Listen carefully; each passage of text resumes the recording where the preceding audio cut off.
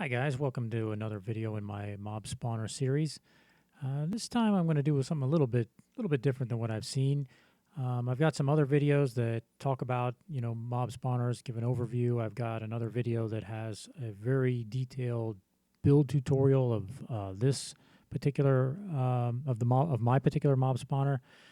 And in this video, though, I want to kind of change direction a bit. And instead of showing you something built in creative, I'm interested in showing you some of the installations I've actually built in survival worlds. Okay, so these aren't pretty or polished. They're kind of rough and a little bit desperate, but I think it's helpful to see, what someone's done with this in a realistic setting, so that when you see somebody whip through something in a creative tutorial demonstration, you think, oh yeah, that'll work, and then you get it into your actual build and you find, oh wow, this is really hard, or there's no way we're going to finish this, or it's not really producing very well, and all of these real problems kind of creep in. So I wanted to just show you how I've actually applied this design successfully to several worlds that I've played through. All right, let's take a look at a project that I did with one of my good Minecraft friends, where we built just a pretty standard regular world where we just doing the normal Minecraft things, nothing too special or focused. We were just going through regular playthrough of normal survival vanilla Minecraft, and we decided to build this mob spawner, and that's it up there. And as you can see on the floor here, we definitely are getting Endermen because they like to take big chunks out of everything. There's actually one sitting right up there, I think. Yeah, there he is. But yeah, the spawner itself is, I tried to make it really high off the ground to get it away from the unlit caves. I'm not so sure that was, the best thinking, but, there's a lot of, trial and error in this. We were experimenting with lava blades to try to weaken the mobs. So we wanted them to drop down into the base below, but be ready to be killed. Let's just say that's very, very challenging. We had a lot of issues with creepers blowing up on the way down too. So, just there are things to be problems to be solved every step of the way. So, but the spawner itself definitely works well. So here's the spawner itself. My normal design. Here's a little AFK room. This one's pretty secure.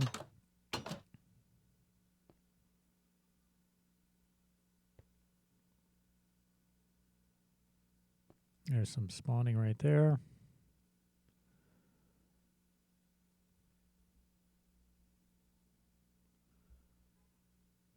Let's go take a look and see what else is, see if there's anything else interesting on this installation.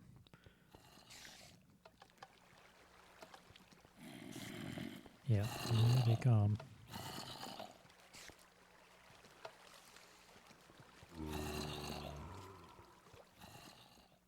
So going up to the roof, I've got nether rack along the water in case I needed to get access to that, but usually it never really was much of a problem. Over here, of course, this is a platform to run under when, aggravating the Endermen, who like to spawn, and then when the water comes, they quickly pop up to the roof. So lots of ender pearls to be had by doing things like this. As you can see down there, we have some glass so we can have a nice view, but what's interesting to look at and note is that I have lit up so much of the surrounding countryside. It was a real project, really, really quite difficult. But even still, I feel like I lit up 80% of it, and that was way more effort than just building the spawner. So that really is the challenge. In fact, I even used some of the gunpowder to make TNT and dig some really huge holes to try to make a network of shafts that would uncover all of the unlit areas. But let's just say that's really, really a hard project. But by and large, that's pretty much it. That's how it looks in a regular, ordinary survival vanilla Minecraft world. All right. So this next little world here is one I built, just a survival world. I was just kind of going to do some quick tests in a hurry, but things got out of hand, and I ended up building one of these. Oh, hello there. It's day at the beach for the zombie pigman.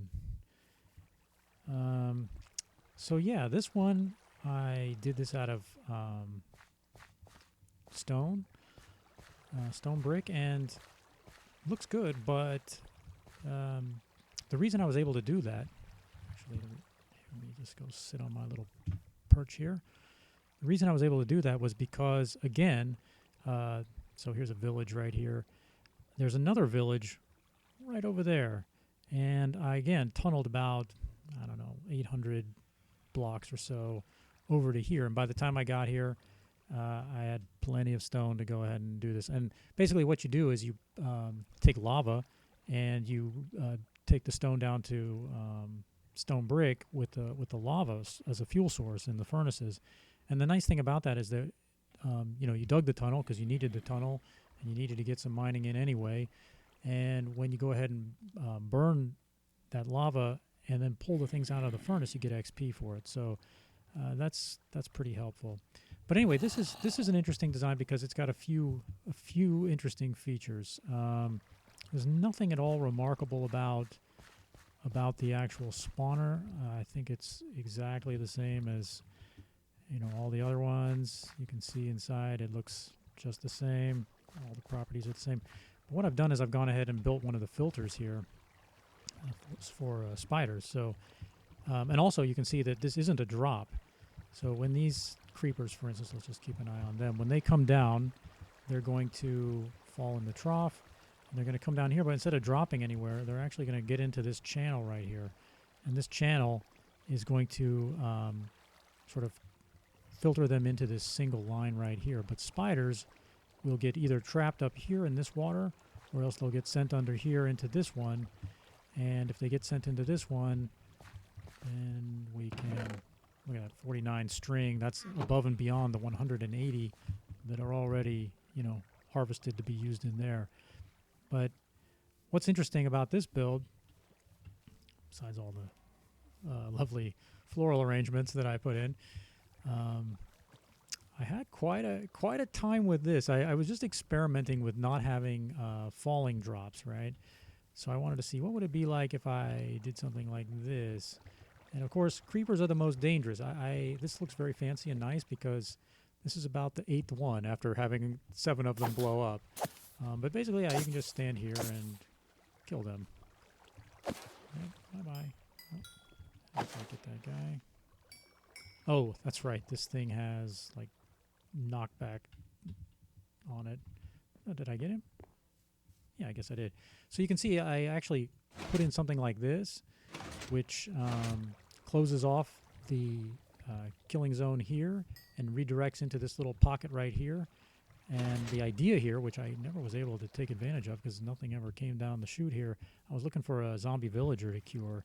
So I was all set up for that. That was what my plan was. Yeah, but the point of this and showing you this is that you can see that it doesn't just have to be a drop. You can do all kinds of fun and amusing things with your mobs. With this spawner, once you have the mob spawn, you can send them to different locations. You can, make them into kind of zoo exhibits. Do whatever you want. But yeah, that's pretty much it. Nothing too terribly fancy about it. I built it over the lake for a couple of reasons. One, I didn't have to light the lake up. You can see I lit up some of this, but I really didn't do a great job of lighting things up. And if I fell, like I'm pretty good at skyblock, so I don't fall too much, and I don't have too much problem with that. But, that's just a nice feature that if you drop some material, you can just jump in and go get it. If you fall, you're going to be fine. So that's something to think about. But certainly it's not like a brilliant idea, like, hey, you should always build this over a lake. It's just something I did, and that's what it looks like. If you think that looks cool, you know what to do. If you think it looks stupid, you know what not to do now. So, yeah, that's pretty much it.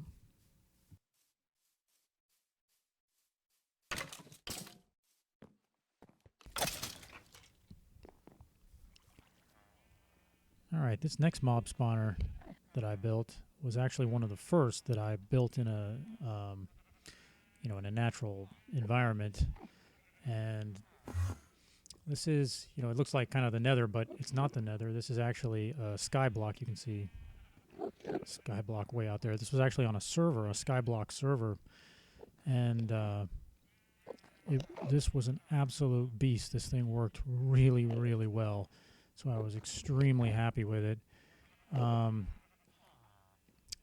Yeah, so I found that standing in this tree is about the perfect distance away. It's just, keeps coming one after the other. It's really incredible. I was able to decorate this a little bit. All of this was, I'm in creative right now because this is just a snapshot of this island. But when I built this thing, it was the hard way, no flying around, and but yeah, you can see what can be done. It's interesting why I lit that up. I don't know why I did that. But yeah, this was so prolific that down here I made a item sorter, and yeah, look at that. So I get so much gunpowder that I don't even know what to do with it. I just have to throw it away, or else it becomes kind of a maintenance hassle to get rid of it. So yeah, I like the nether brick. I think it looks good. The fact that you can have nether brick half slabs makes this window turn out just really pretty nice. This whole build is kind of a themed nether styled place, and I just felt that was kind of appropriate for the mobs. You can also see that Endermen just are hanging around in broad daylight with this thing ready to be killed. Really quite useful if you're trying to hunt them down. Another interesting feature about this one is I didn't enclose the outside here.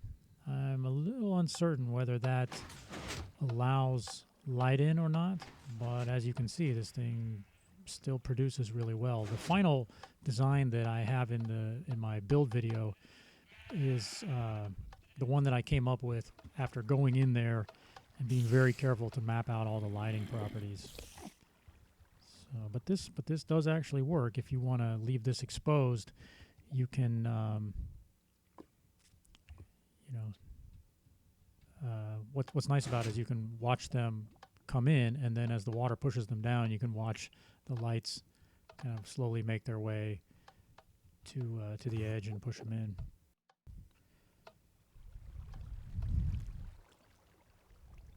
All right, this next example I'm going to show you.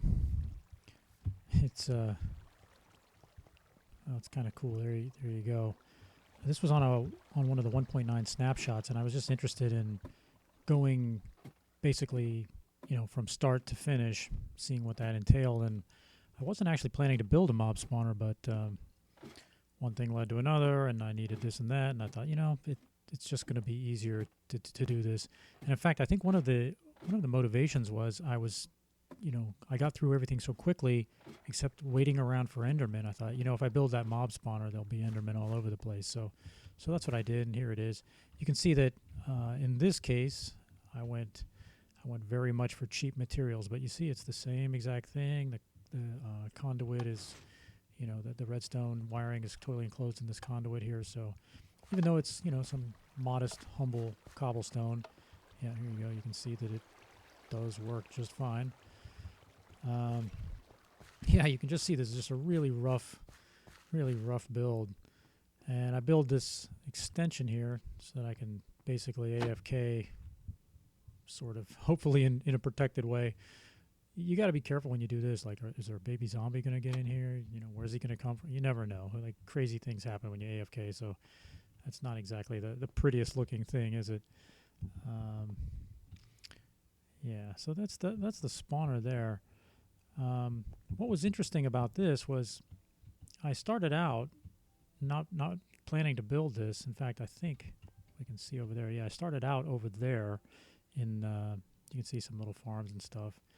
And I basically tunneled all the way over here, from there over to here. And by the time I got here in a tunnel, at level 11 or 12 or whatever it was, I had enough material to build this, and I had iron and diamonds, and that's pretty much the right way to get started.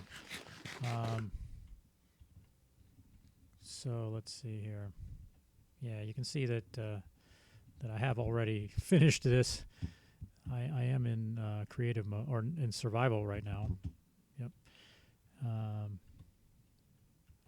let's have a look at this from. I think I can. There we go. Yeah. So there we go. That's a kind of a unusual view of it. But yeah. So one of the things is I put it here because it was up on this mountain, and I thought, okay, well, I'm going to position it really high, right, so that it's out of the way. And there's a big desert around here. You can see, if you look closely, all of the torches. I mean, I really lit this place up. But look at this place. I totally flooded this mountain because my thinking was I wanted to make it unfriendly to Endermen so that they were only going to be confined to a certain spot. I thought maybe if I flooded the whole place, they would mostly, land on, they would teleport to this place right here. But it doesn't really work out like that. So, yeah, but this is a cool mountain, and I did flood it completely, which I think is kind of neat. So that's what it looks like from the ground. There's the drop chute right there. I don't think that this was an especially effective installation. I mean, the mob spawner itself is good, but this is just too far of a drop. I didn't really light the underground very well. Although I lit the surface world or flooded it, one of the two, I still feel like there were a lot of mobs that spawned in random locations. The terrain was just a little too rough. But, here we are in just normal gameplay. I probably burned through a lot of the arrows myself. But, 41 glass bottles, like that's a lot of glass bottles. It can be nice to stand at the top and get XP. Here's where I started. I was like trying to kill Endermen from here, just out in the desert. And I thought, you know what? I'm just going to build my mob spawner. And I did. And I think it works pretty well. I think it works out here. So that's just another example of what it looks like when you build it in a real survival setting.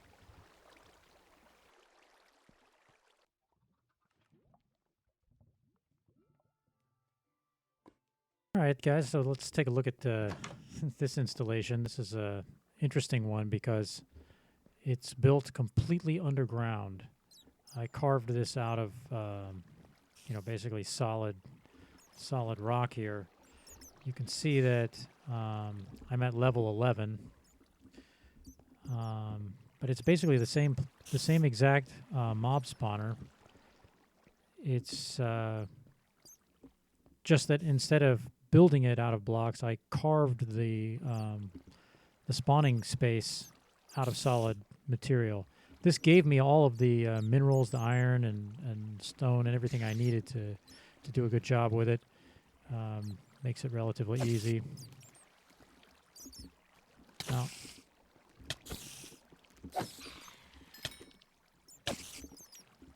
I'm not handling the spider very well, am I? Let me mention something about these bats that's quite hilarious. I do not know why they spawn so crazy here, but just check this out, will you? 248 blazes, 248 bats. That's completely nuts. But you can sort of see how that would happen. But yeah, nothing's going to spawn while I'm inside of here. So I'm going to go into my little AFK room, shut the door. I can keep an eye on things and just chill out for a little while, see if anything spawns.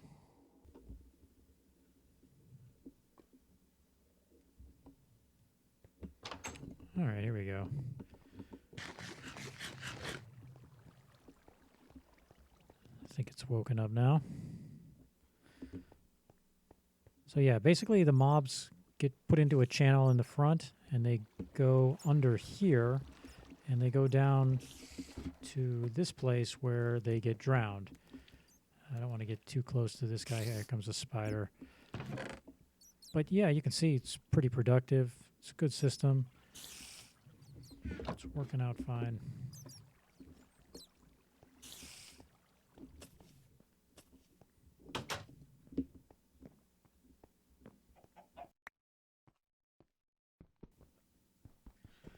Here you can see this mob spawner under construction. Instead of working on it from the outside, you can see I'm digging it out from the inside and placing these redstone lines from the inside. Everything's here. The pistons are all in place. All the materials, the comparators, or the repeaters, there's no comparators in this.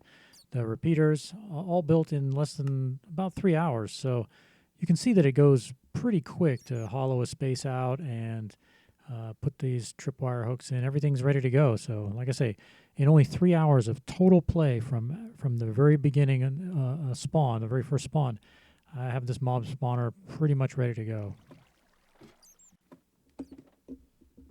There we go.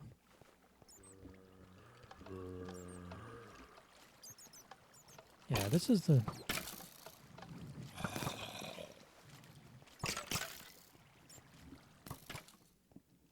I mean, these guys will...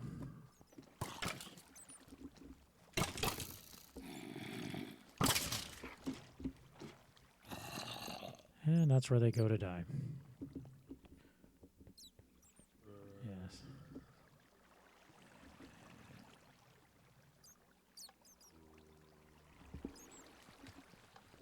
And that's pretty much my underground version. Well, guys, I hope you've enjoyed this little tour of my mob spawner installations in my various survival worlds. I hope it gives you some ideas and some inspiration for some of the mob spawner projects you might be contemplating. I also want to remind you about the other videos I have in this series. There's the overview video that talks about a few different types of mob spawner design and highlights why I think this one's a pretty good one.